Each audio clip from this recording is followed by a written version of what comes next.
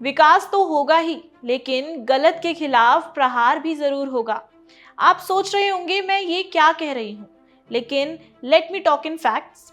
Economy की तेज रफ्तार कोई कोइंसिडेंस नहीं है, बल्कि प्रधानमंत्री नरेंद्र मोदी के भारत को लेकर उठाए गए बड़े और मजबूत कदमों का परिणाम है।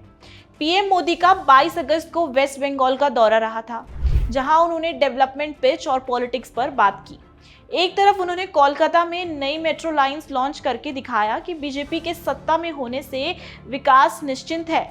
दूसरी तरफ रैली में टीएमसी के खिलाफ सीधा बोले, क्राइम और करप्शन तो बंगाल से अब खत्म होकर ही रहेगा, ये उनका वादा है। नमस्कार, मैं सताक्षी, स्वागत है आपका दी पैम्फलेट में। 22 अगस्त पीएम मोदी का वेस्ट बंगाल का दौरा रहा, जहां उनका मैसेज एकदम क्लियर था कि विकास तो होगा ही, साथ ही बंगाल में करप्शन और क्राइम भी अब रोका जाएगा। एक तरफ उन्होंने 5200 करोड़ के प्रोजेक्ट्स और नई मेट्रो लाइनों की शुरुआत कर ये दिखाया कि बीजेपी सिर्फ चुनावी वादों तक सीमित नहीं है, बल्कि साथ ही साथ जमीन पर काम करने वाली पार्टी भी है। दूसरी तरफ उन्होंने स्टेज में सीधा टीएमसी पर निशाना साधते हुए कहा, बहुत हो गया करप्शन और क्राइम, अब उसकी सुरक्षा देखी जाएगी। पीएम मोदी की स्पीच एक मोरालिटी को डिफाइन करती है, जिसमें उन्होंने क्राइम को लेकर सीधा टीएमसी को निशाना बनाया और बोले, जो नेता जेल में है उसे सत्ता में रहने का कोई हक नहीं।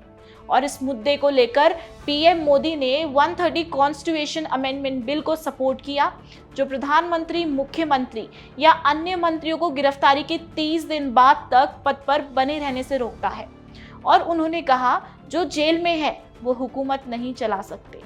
और इस बात का यूज करके उन्होंने उन पार्टीज को निशाना बनाया जो जनता को सिर्फ वोट बैंक समझकर उनकी एस्पिरेशंस, डिग्निटी और डेवलपमेंट को इग्नोर करते हैं।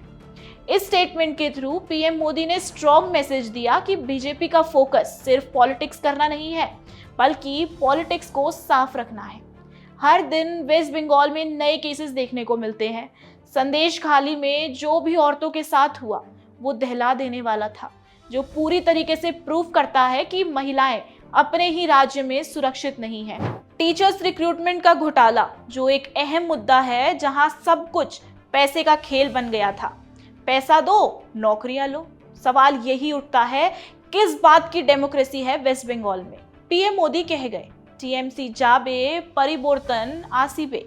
जी हाँ, उन्होंने ये नारा देते हुए साफ सिग्नल दिया कि स्टेट में बदलाव अब बीजेपी ही ला सकती है। उनकी स्पीच का फोकस यूथ और वुमेन्स दोनों पर था, जिसमें उन्होंने यूथ के लिए जॉब अपॉर्चुनिटीज की बात की और वुमेन्स की सेफ्टी और रिस्पेक्ट को टॉप पर रख जाने की बात रखी।